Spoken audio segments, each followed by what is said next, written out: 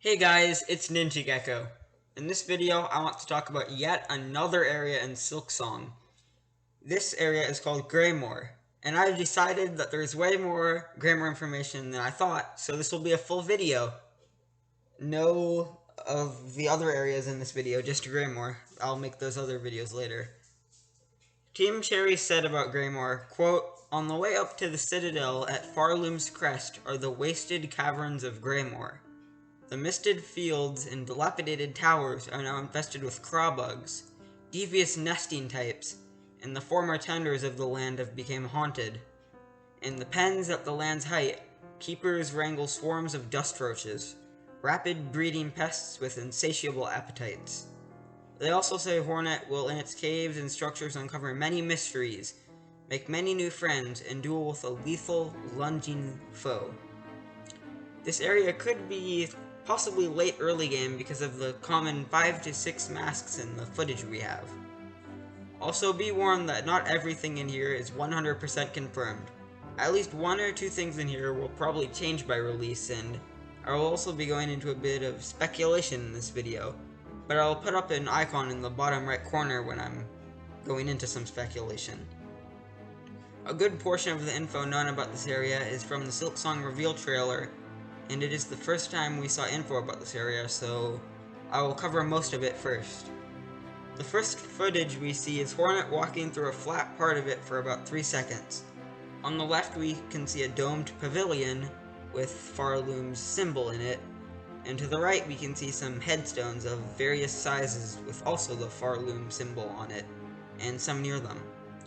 There are also long lamps with Lumify lanterns at the top, some of which have small bird-like creatures that appear to be background items perched on them. On the ground there are bells scattered in some gray grass. The next clip has Hornet on a gray wood platform with an enemy with what looks like a beard and a very beautiful beige hat. Even these guys have to keep looking sharp in the decline of Farloom. It has a huge pair of scissors, and when Hornet comes near, the dashing gentleman will lunge forth with a cut of the scissors, then close them and retreat back again. It looks pretty easy to dodge by just jumping over him. There's a platform above this with two more different enemies. One is tall and has a cloak covering it and appears to just walk back and forth, but we don't have much footage so it's hard to tell. They have quite a nice staff with a lantern at the end that emits a nice red glow. The next enemy is an absolutely disgusting thing, because that is a staff with something resembling the symbol the Absolute Radiance has behind it. I've suffered for hours trying to beat that horrid thing, and this enemy will give me PTSD in Silksong. Shame not every Greymoor bug can look so good. All things aside though, it doesn't look exactly the same and it's probably just a coincidence. It has a hood over its head and looks around and walks a bit forward. The background this scene takes in though is amazing. It appears to be some sort of tower, which makes sense because of Team Cherry's description. There is beams of wood trailing around and huge wheels actively turning in the background. This just shows how much more detail is being put into Silksong. The next clip we get may not actually be Greymoor, but looks a lot like it, so I will include it anyway. It shows Hornet running across a flat area to find the first NPC seen here so far. Her name is Chakra. I'll not go too in depth, but she will be the cornifer of this game, selling maps and mapping tools. Maybe I will make a small video on her in the future. The area she's in may not seem like much, but actually has a lot of small stuff in it. It has huge change in the room, which have been seen in the coral forest but smaller. Some mist which we've seen from the ancient sea, and a door to the left with many windows near it shaped like bells. And there's also bells scattered on the floor next to it, which looks like it could lead to the Gilded City or possibly the Bell Wastes.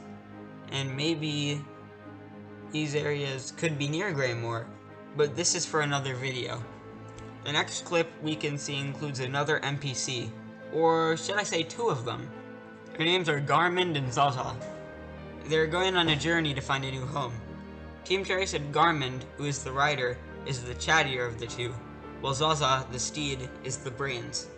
Garmund appears to have a green turban and armor with a yellow mantle. He also has a long beard, or is it a mustache, or could it possibly be both? And he also has a long lance. Zaza looks like a small round brown bug and has some scrolls on their back. In the clip, Garmund is seen riding Zaza with his lance in front of him. As he does this, he hits multiple normal clothed bugs. The room looks like an open hallway with a wooden floor and cloth hanging from the ceiling. The next clip we can see is of Hornet running away from a terrifying huge worm with many legs that is trying to vomit all over. Sick creep. I too would run if I saw that thing chasing me down.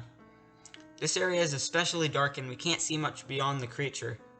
Right as the creature is about to throw up purple material all over Hornet, she jumps into the air and we can see her throw a needle into a wall away from the creature and reel herself in like a grappling hook. We then see the first, and I believe only footage of Hornet using the wall jump ability in this game, which functions pretty much the same as the Knight's wall jump. And this is everything about Greymoor found in the reveal trailer, but there is also some other info about the area. In the Nintendo Direct for E3 2019, we can see a clip of the flat area with all the tombstones, but there is new stuff going on. There are two different enemies attacking Hornet, one to the left of her and one to the right.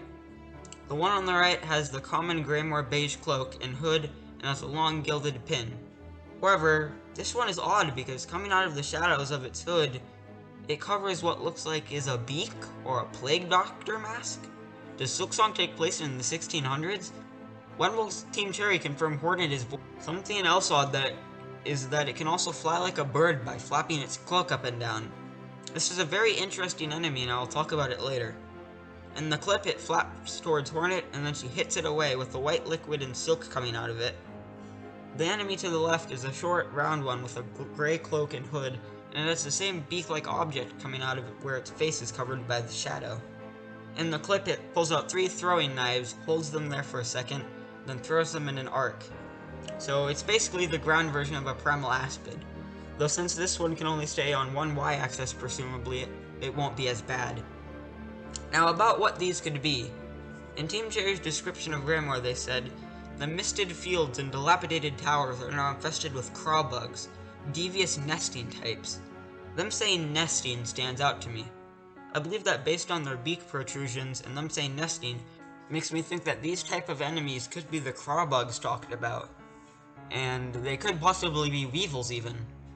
The next info we possibly know about Greymoor is of 3 NPCs, all of which were revealed in riddles not too long ago by Leth. I will not go too in-depth with these NPCs because there's other videos on them. To unlock the information, a riddle had to be completed for a password to unlock the file. I won't say anything more about these riddles, but Mithril and Deep Dock Proletarian have some great videos on them. Go check them out. They are also not confirmed to be in Greymoor, but their surroundings look enough like it to add them in. The first one is the Huntress. This NPC was the first one revealed by Leth and took everyone by surprise. The Huntress is a huge being that towers far above Hornet, wearing a grey cloak. She has a mask that almost looks like a vessel's. In her dialogue, she talks a lot about Hornet giving her organs for her brood. She seems to be Farloom's version of the creepy old guy in a van, but if she tries to capture Hornet, she won't be having a good time. She refers to her by Spider, so she at least knows a little about Farloom and its history. The room she is in has piles and piles of cocoons, with some even hanging from the roof.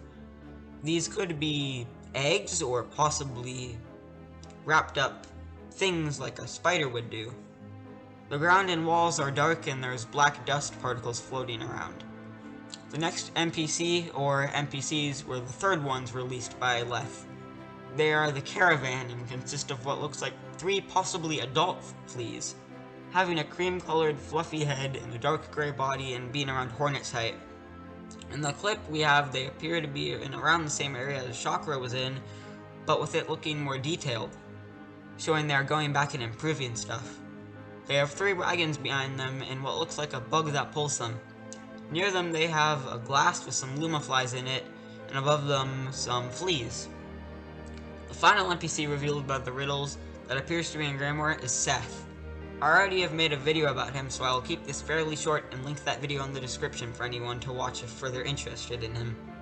Seth has a grey body and a feathered cloak with a round white head. He also has a gilded pin and a shield. The first clip we see of Seth is him turning around to Hornet, sitting on a bench.